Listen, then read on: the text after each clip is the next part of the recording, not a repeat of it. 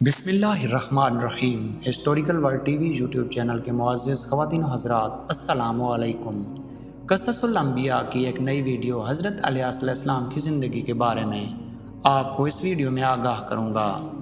حضرت علیہ السلام اردن کے ایک علاقے جلاؤ میں پیدا ہوئے۔ قرآن پاک میں آپ کا نام اسیاس کے طور پر اور الیاسین دونوں طرح سے ذکر کیا گیا ہے۔ اللہ تعالیٰ نے آپ کو اہل شام کی اصلاح کے لیے نبی بنا کر بھیجا۔ آپ کی دعوت کا علاقہ شام کا مشہور شہر بالک تھا، جو دمشق سے تقریباً 2 کلومیٹر کی دوری پر ہے۔ اس شہر میں لال نام کا سونے کا ایک بہت بڑا بت تھا۔ وہ لوگوں سے اپنا خدا سمجھتے تھے۔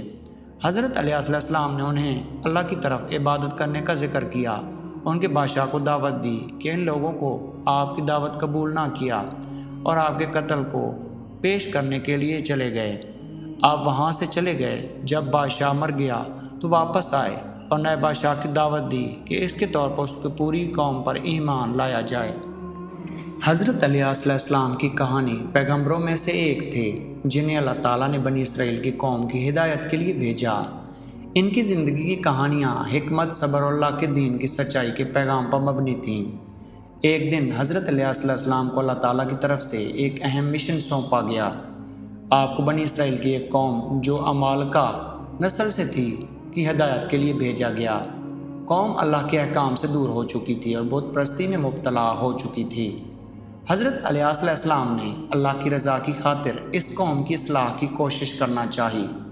حضرت علیہ السلام نے اپنی قوم کو اللہ کے واحد ہونے، اس کی عبادت کرنے اور بت پرستی سے دور رہنے کی دعوت دی، لیکن قوم نے حضرت علیہ السلام کی باتوں پر کوئی توجہ نہیں دی اور ان کی تعلیمات کو رد کر دیا۔ قوم کے سرداروں نے حضرت علیہ السلام کی مخالفت کی اور انہیں سخت مشکلات میں ڈال دیا۔ ایک دن حضرت علیہ السلام نے قوم سے کہا، اگر وہ اللہ کے احکام پر عمل نہیں کریں گے تو انہیں خشک سالی اور قحط کی صورت میں سزا ملے گی۔ حضرت علیہ السلام کی پیشن گوئی سچ ثابت ہوئی اور قوم پر قحط پڑ گیا۔ پانی کی کمی، فصلوں کی تباہی اور لوگوں کی مشکلات نے قوم کو شدید پریشانی میں ڈال دیا۔ حضرت علیہ السلام نے قوم کو اللہ تعالیٰ کی طرف واپس آنے کی دعوت دی، مگر وہ قوم نے پھر بھی انکار کیا۔ تو حضرت علیہ السلام نے اللہ کے حکم سے قوم کے لیے دعا کی اور اللہ تعالیٰ نے ان کی دعا قبول کی۔ اللہ تعالیٰ نے بارش برسائی اور قوم کی مشکلات کم ہوئیں، لیکن قوم نے پھر بھی حضرت علیہ السلام کی ایک نہ سنی اور حضرت علیہ السلام کی تعلیمات کو پوری طرح قبول نہ کیا۔ اس پر حضرت علیہ السلام نے اللہ کے حکم سے قوم کو ترک کرنے کا فیصلہ کیا اور اپنے رب کی رضا کی خاطر اپنی قوم سے الگ ہو کر چلے گئے۔ حضرت علیہ السلام کی کہانی ہمیں یہ سکھاتی ہے کہ اللہ کے پیغمبروں نے ہمیشہ اللہ کی ہدایت کا پیغام پہنچانے میں صبر اور تحمل کا مظاہرہ کیا ہے، چاہے انہیں مشکلات کا سامنا ہی کیوں نہ کرنا پڑے۔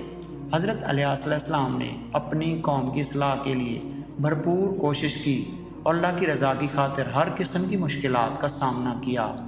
یہ کہانی ہمیں یہ سبق سکھاتی ہے کہ اللہ کے پیغام کو پہنچانے میں ثابت قدمی، صبر اور تحمل کا مظاہرہ کرنا بہت ضروری ہے اور ہر حال میں اللہ کی رضا کی تلاش کرنی چاہیے۔